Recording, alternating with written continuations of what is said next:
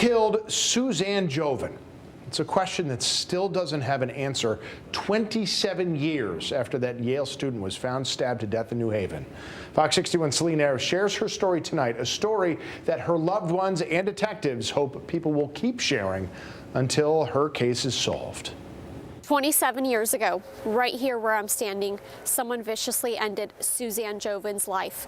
Now, nearly 3 decades later, some of the same people are still working to figure out who killed her, and time hasn't slowed them down.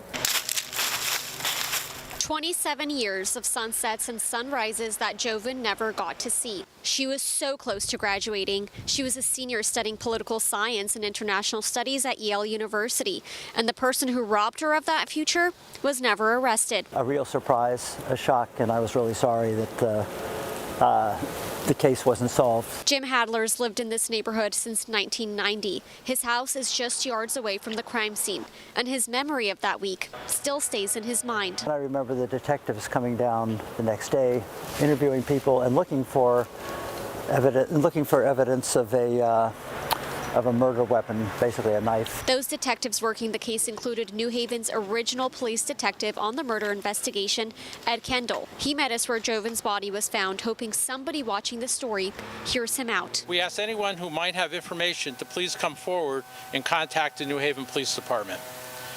Law enforcement agencies and civilian people have worked hard on this investigation. Kendall has since retired from the New Haven Police Department, but he hasn't retired from fighting for answers for Jovin's family.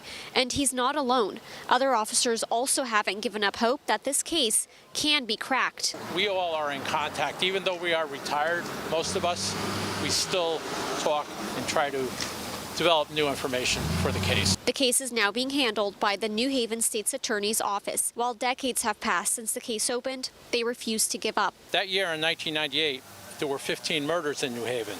All murders were solved and cases closed except this and the murder of Suzanne Jovin. 27 years later, this neighborhood still holds one of the state's biggest secrets. This one seems to have been remained a mystery. It's not too late to give her family closure. There's a $150,000 reward for information that leads to an arrest and conviction. That reward could be yours if you come forward. Reporting in New Haven, Suzanne Jovin, Fox 61.